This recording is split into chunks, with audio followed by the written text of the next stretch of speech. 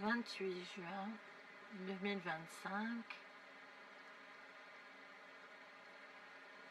Qu'est-ce que j'en pense de la communication?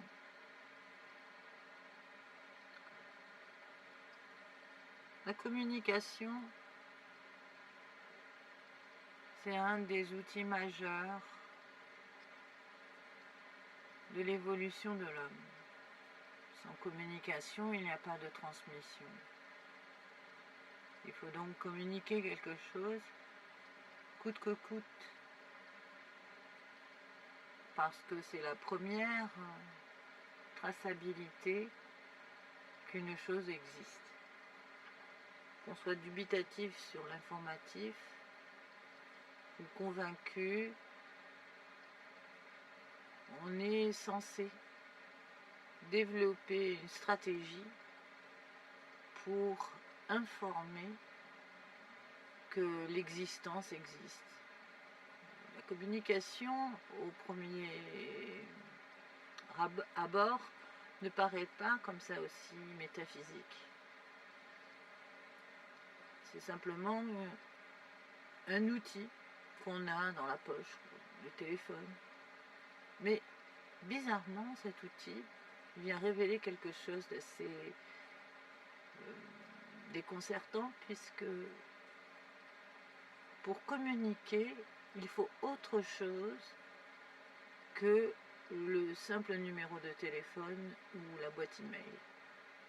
Ce n'est pas suffisant. Nous vivons un siècle où la correspondance n'est pas actualisée. Ne prenons pas plaisir, par exemple, à entretenir une correspondance avec quelqu'un. Donc c'est très rare que les gens prennent le temps de lire une lettre, si on en écrit une, pour rentrer quelque part dans une correspondance. Donc la communication reste quand même très publiciste. Il faut communiquer des informations, encore une fois, par l'aspect marketing et a fortiori le marketing digital. Et c'est là où ça pose une question éthique sur comment percevoir l'identité d'une personne dans sa contemporanéité, si chaque pôle dominant qui informe la nature de la personne est une corruption de sa propre identité. Puisque une personne qui ne vous répond pas n'est pas une personne intéressée par l'autre. C'est le premier point de vue qu'on peut énoncer. On ne va pas dire cette personne est trop occupée pour me répondre. Pourtant, c'est sûrement le cas. Sauf que la décence est de dire je ne peux pas entretenir une conversation, que ce soit par email ou par téléphone avec vous, parce que je suis trop occupée. Par contre, je prends compte de votre existence et le jour où j'aurai le désir de vous rencontrer, alors je vous préviendrai. Ça serait par exemple une sorte de nouveau message de bienséance dans le monde de la communication. Or, c'est très rare qu'une personne prenne le temps de dire quelque chose par rapport aux moyens de communication qui est disposé. En général, c'est le déni de la communication en premier. Quand une personne vous répond, il y a immédiatement un protocole. Un protocole qui est de pouvoir capter en très peu de temps la nature de la personne, savoir si elle sait utiliser les outils médias. Dans la captation, on sait en général que véhiculer de la personnalité sur des réseaux sociaux n'est pas chose facile, car la communication qui existe entre les différents individus est une sorte de formatage. Donc on ne peut pas prévaloir que la conversation soit accordée, c'est-à-dire dans une harmonique. Et pourtant, les personnes peuvent avoir des choses à se dire extrêmement importantes. Et elles sont peut-être même dans l'inconscience et dans la bêtise que de ne se considérer. C'est pourquoi la communication à notre époque nécessite une sorte d'accréditation, encore une fois. Nous revenons tout bonnement à la lettre d'accréditation, que comme lorsque l'on travaille pour une maison, qui vous recommande à quelqu'un avec une lettre, oui, vous pouvez rentrer en communication avec cette personne, c'est une personne fiable, vous avez tel point en commun, des choses comme ça. Finalement, on devrait savoir mieux lire tous les codes qui sont censés être les affinités.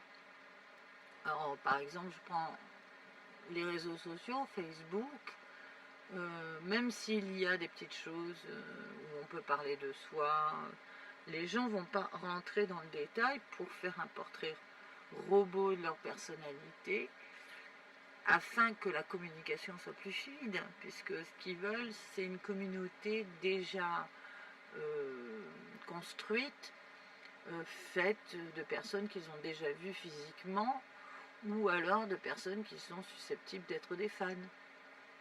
Fans d'un poste, d'un spectacle, ou une communauté créée à partir un peu comme copains d'avance, c'est-à-dire des personnes qui se retrouvent et qui utilisent ce moyen-là pour communiquer et se voir ensuite. Mais pour avoir une vraie conversation avec quelqu'un, si on est un inconnu, si on débarque de nulle part, la communication est complètement impossible. On n'a absolument aucun crédit. Donc, ce qui veut dire qu'il y a une sorte d'affabulation de penser que la médiatisation à l'heure actuelle par les réseaux sociaux est un moyen de communiquer. Ce n'est pas vrai. On est réellement dans un système publiciste et on est réellement dans une communication de personnes travaillant pour le marketing. Et donc les gens qui sortent du lot sont obligatoirement des personnes qui ont un réseau puissant dans la médiation. Pour un artiste, c'est désastreux puisque un artiste au départ, dans la communication, il n'est pas censé véhiculer autre chose que de la particularité. Il ne peut pas donc être standardisé au point de rentrer dans quelque chose qui est compréhensible d'emblée, comme une affiliation particulière. Donc il faut reformater tous les codes, y compris même les codes de sa communauté. C'est-à-dire les communautés d'artistes ne sont pas aussi open mind sur l'intérêt de la communication entre artistes. Il y a énormément d'élitisme qui se crée par la logique de la coordonnée aussi. Si on appartient à une communauté construite, alors cette communauté est censée apparaître dans un corps réel. Et auquel cas, la vraie considération vient d'être dans la même ville. Oui, on peut communiquer par moyens téléphoniques ou Facebook, mais il faut un certificat physique, comme la rencontre dans un café, ou se déplacer dans un lieu par un événement qui vient signifier que la personne existe vraiment. Donc nous vivons en fait un monde qui ne propose pas de désenclaver la solitude. Il faut s'accrocher en fait pour désenclaver la solitude. Il faut développer une stratégie pour arriver à solliciter une attention et que le message de la communication ouverte passe par le mouvement de l'autre vers la personne. Et auquel cas il faut être contacté pour être dans une communication. Donc ce qui fait que on se dit oui, bah tiens, il y a un email, j'envoie un email et je n'ai pas de réponse. Un email étant quelque chose de tellement standardisé que aucun moyen n'est accessible pour l'accréditation. Il faudrait encore une fois avoir un tampon validé quelque part.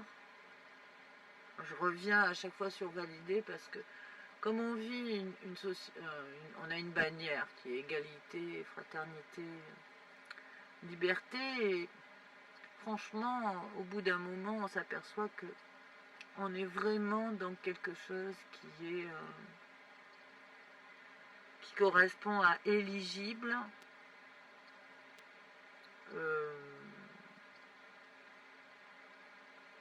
légitimé et ensuite validé.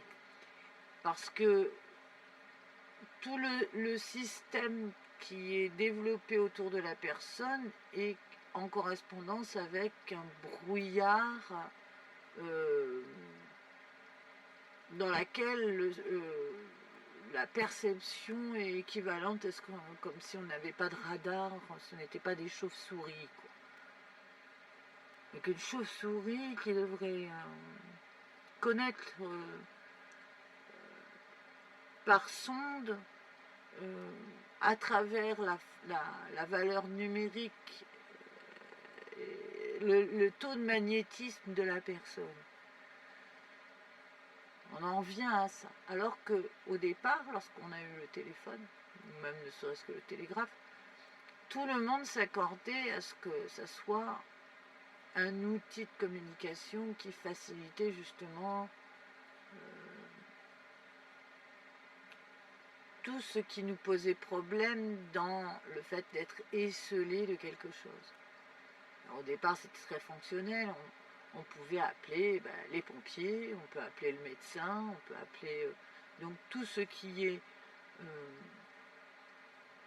du monde de la communication autour de la fonction reste efficace avec quelques variantes, puisque on n'est pas sûr non plus d'obtenir gain de cause surtout, mais par contre on n'obtient pas de la communication de la personne.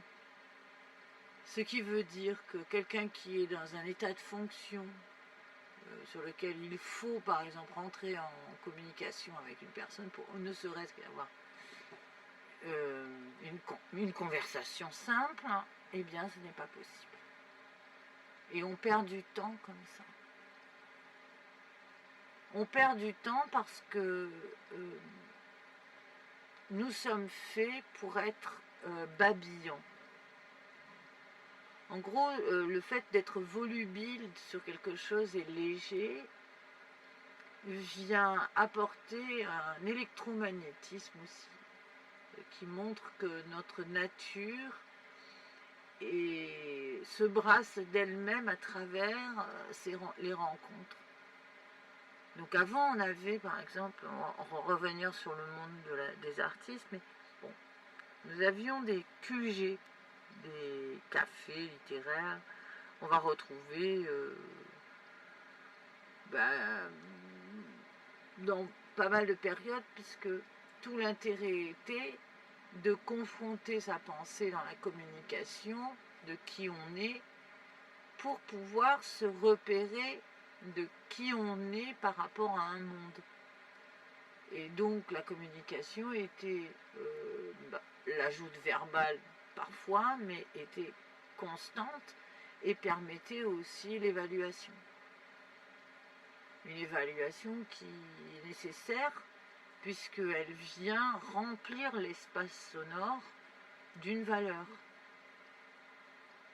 Or, les gens sont plutôt textos maintenant, et on voit que cette valeur, qui est donc une valeur littéraire contractée, n'est pas aussi passionnante que les endroits sur lesquels les gens allaient se retrouver pour converser de choses et d'autres, et de se servir de cette communication comme matière aussi. Donc le monde des artistes subit aussi un retour de manivelle, puisque nous sommes soi-disant des ustensiles importants du domaine de la communication. Même si nous travaillons en tant qu'ermites, nous fournissons les symboles nécessaires pour que l'agencement et la tendance se manifestent et créent la contemporanéité. Et en fait, on s'aperçoit que maintenant, la communication, c'est presque que du publicitaire. Il n'y a donc plus du tout de communication simplement pour se concerter aussi les uns les autres. Avoir une conversation avec une personne, c'est important, y compris même une célébrité. Or, par exemple, si on a envie de parler avec une personne célèbre, il faut en général passer par son agent, mais l'agent ne répond jamais. Donc, imaginons que ça, c'est un simple effet bucolique, une conversation. Je dis, bon, l'espace des fans n'est pas obligatoirement tout le temps accessible à tout le monde. Disons que on ne peut pas rentrer en communication. Alors on se dit, ok, Facebook c'est plus facile alors, parce qu'il y a un petit truc à côté sur lequel il est marqué contacter. Eh bien non, ce n'est pas facile. Il n'y a pas la simplicité de la communication. Le privacy settings est immédiatement énoncé comme « je ne peux pas répondre à tout le monde, donc je ne réponds pas ». Ou « je ne réponds à personne, sauf ceux que je connais ».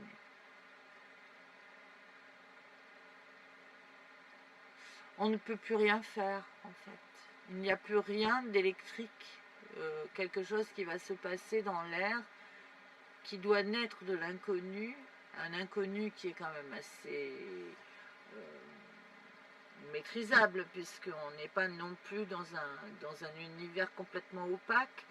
On a la possibilité de voir des choses de quelqu'un, mais encore une fois, c'est d'être recommandé par une personne qui va faire toute la différence.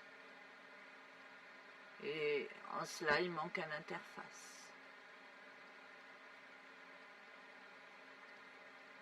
La simplicité est nécessaire à notre monde. Nous ne pouvons pas rester comme ça, figés, immobiles, alors que le monde bouge à la rapidité de l'extrême sur le sujet de la communication. Un petit exemple, celui qui a écrit une lettre n'a pas la chance du tout d'être lu, sauf sur quelqu'un qui a le temps de se poser. Donc, personnellement, quand j'écris, je ne peux pas m'empêcher, je fais au moins une lettre qui fait au moins 10 pages. Donc, il faudra de toute manière s'asseoir et lire la lettre, ou faire lire la lettre par son ordinateur. Enfin, en tout cas, on est obligé de s'asseoir parce que je ne supporte pas le manque de considération. Donc je ne parle pas à une personne comme si elle me connaissait. Donc je parle à une personne en lui donnant aussi de quoi réfléchir autour de qui je suis, pour avoir au moins une réflexion intelligente sur la personne qui est censée être celle qui contacte. Alors j'ai vu que maintenant il faut envoyer des petits messages audio très courts avec des choses qui sont des amusements en fait. Ces petites séquences très courtes, il faut évidemment maîtriser des outils, il faut avoir le temps de les monter, ces petites séquences. Toutes ces petites accréditations qui montrent que l'on est dans le monde de la communication, qu'on est agile avec des outils, est censé être l'apologie du publiciste, donc vraiment du monde de la publicité.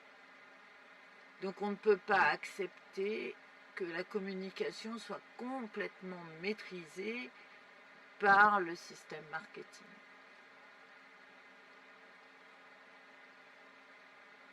Il faut accepter aussi de rencontrer des personnes qui ne sont pas aussi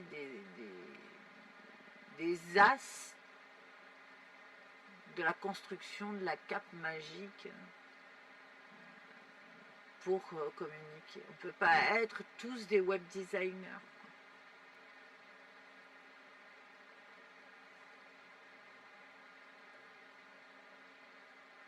Donc ce qui fait qu'il y a des communications qui ne sont plus possibles.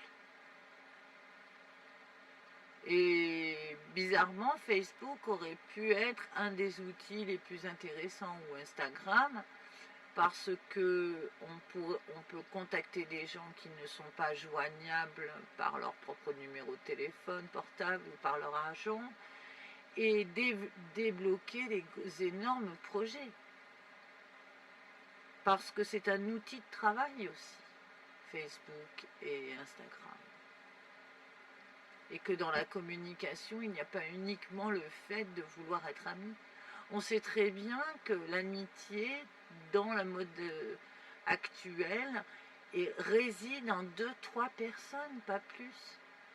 On ne verra jamais une personne vous dire « Ouais, j'ai au moins 25 amis sur Facebook qui viennent manger à dîner le dimanche et tout, on se retrouve rarement. »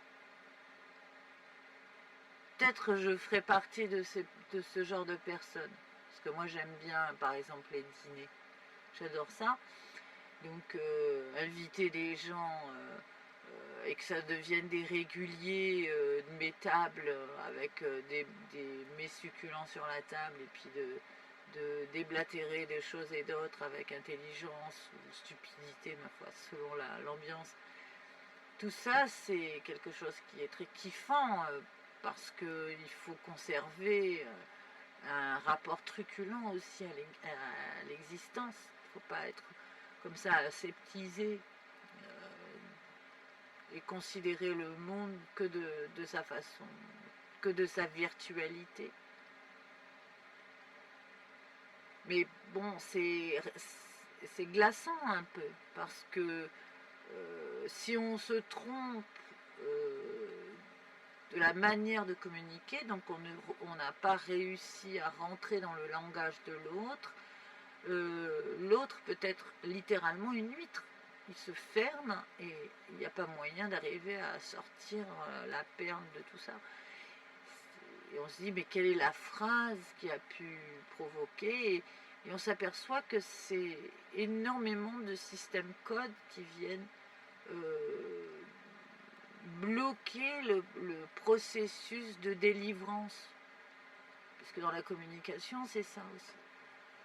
On est des sortes de machins enfermés dans des tours, et puis on est censé ensuite envoyer un message, plus ou moins, et se développer dans la communication et délivrer quelque chose dans le rapport et communiquant.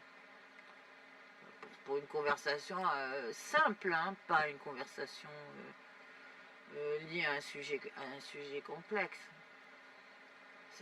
On est encore quelque part dans quelque chose de très médiéval.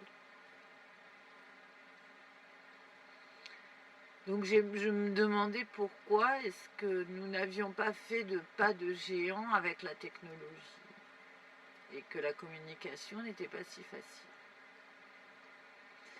Alors on reproche aux Américains d'être dans quelque chose de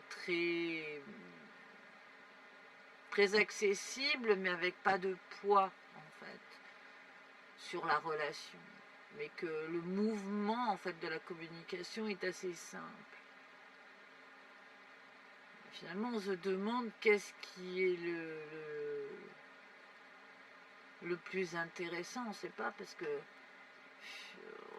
on sait, enfin, personnellement, je ne sais pas quoi penser de l'attitude des êtres face à la sélection et leur façon de procéder lorsque la communication est censée les mettre en scène dans de la nouveauté. Et la curiosité est légèrement détournée de sa naïveté aussi. Donc on devient risible plutôt. C'est une curiosité qui peut contenir quelque chose de corrosif.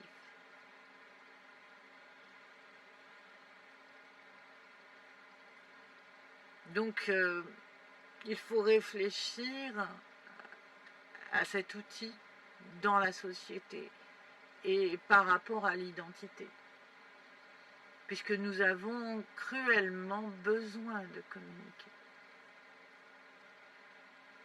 Pas uniquement par le fait que la solitude est quelque chose qui pèse,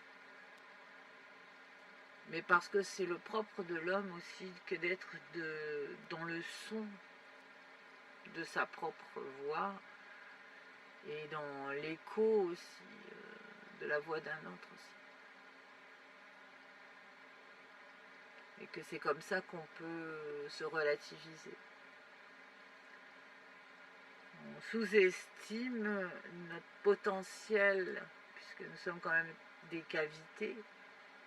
Nous avons nos résonateurs, nous vibrons en fait aussi, avec le son, et la considération par la communication est extrêmement apaisant. Nous vivons un monde stressant, opaque, qui développe des infrastructures qui sont plutôt vers le sectarisme que vers la communauté. Et il est grand temps donc de penser à la nouveauté dans le monde de la communication pour que les êtres soient à nouveau attirés par leurs semblables. Bon, les journées font 24 heures, donc si on a ses proches qui ont... on ne peut pas prendre la place de quelqu'un. Donc si on a envie de devenir ami avec une personne, qu'on va rentrer en communication avec, c'est compliqué. On ne peut pas prendre la place qui est réservée. Sur presque tous les cas de figure, on se retrouve devant quelque chose qui a déjà un ordre établi. Donc, la communication, qu'est-ce que c'est? À quel moment on peut considérer que nous sommes des êtres de communication?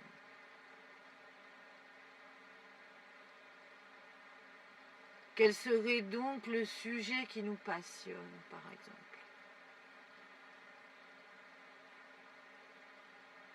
On ne peut pas parler de faits divers tout le temps. La politique, bien sûr, peut être un sujet centré, mais on voit qu'on est facilement bloqué dans le moyen de communiquer si, encore une fois, le protocole n'est pas respecté. Donc finalement, c'est de rencontrer les gens en vrai, d'être présenté, qui facilite grandement la communication. Et ensuite, on peut prendre son téléphone ou utiliser l'email.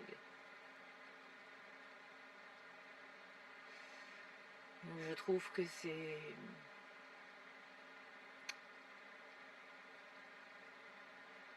une désolation. Parce qu'on ne peut pas être devant un calendrier d'events toute sa vie. À ouvrir des petites cases, puis regarder les gens dans des petites cases, et ne pas savoir qu'il y a la consistance aussi sur l'organique, sur la valeur humaine, et que la communication, bien sûr, est une ouverture, et que dans le système que nous développons, ce genre d'ouverture est l'avenir. C'est que nous sommes censés pouvoir être disposés à communiquer avec des personnes.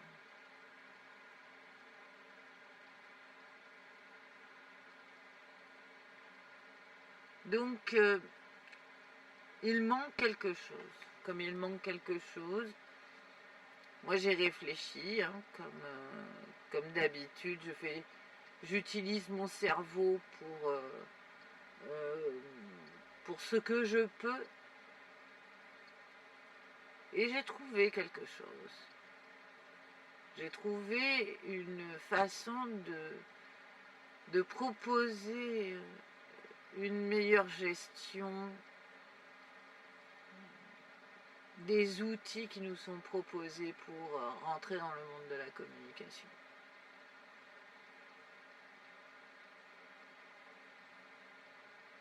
Évidemment, je ne vais pas rentrer dans la proposition, en fait, puisque je survole les sujets comme ça. Pour aller en profondeur, il faut justement communiquer, pas être simplement dans un soliloque.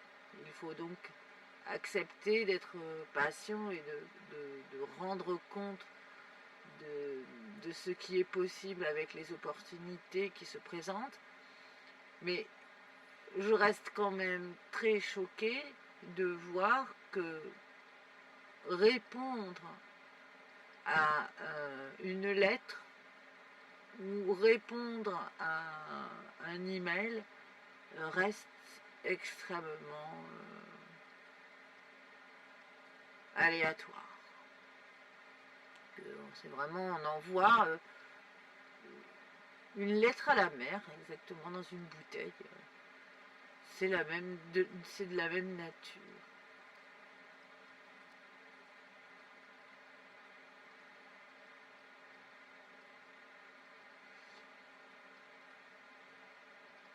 Pourtant, il faut avoir du courage et il faut persévérer.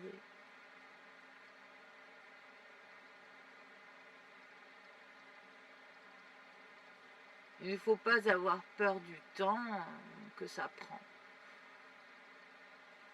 Le jour où la communication est fluide, tout se met en place très rapidement et les gens se délient en fait de leur propre chaîne lorsqu'ils sont rassurés aussi par la compréhension qu'ils ont de quelqu'un. Mais ce qui fait trembler, c'est cette problématique de perception aussi de l'autre. Et le fait que nous n'ayons pas de place dans notre vie pour recevoir l'inconnu.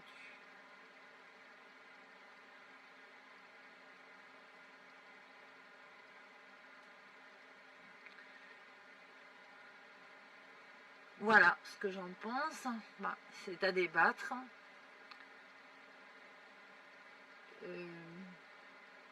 J'espère de tout cœur que le monde de la communication sera au service des êtres pour qu'ils puissent commencer à embrasser l'existence.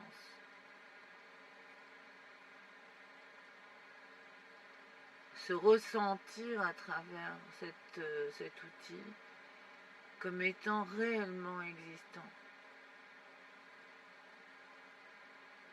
Parce qu'encore une fois, c'est à travers les autres que l'on prend aussi sa propre valeur. On ne peut pas s'auto-créditer tout le temps d'être qui on est. Même si parfois c'est le seul moyen de procéder. Et peut-être le moyen le plus juste. Il faut quand même accepter d'être brassé au milieu des êtres, d'être en contact avec pour créer une valeur commune. Et le travail ne remplit pas tout le temps cette particularité.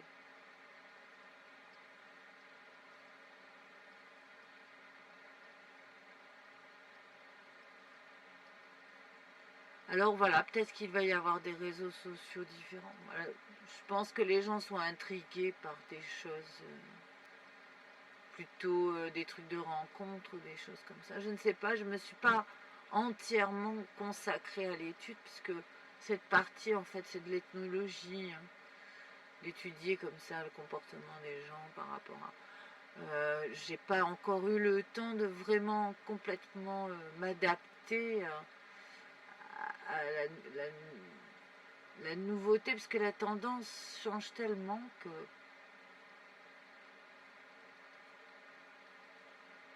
j'ai pas encore l'impression d'être une routarde un peu, comme on dit, d'avoir fait la route du web. C'est pas quelque chose qui me...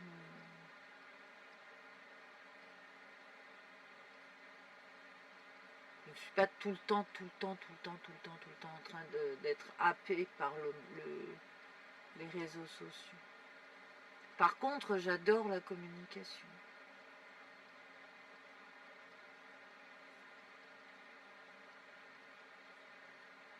Et je suis donc surprise par le manque de réalisme qu'il y a à s'essayer aussi à la communication et à trouver en fait des personnes avec qui communiquer.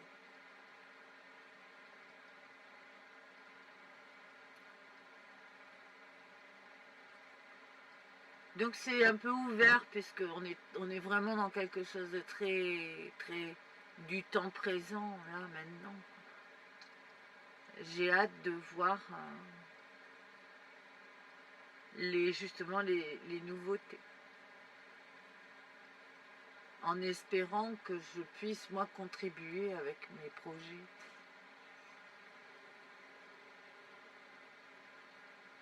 À une meilleure gestion de la communication. Ça sera le mot de la fin.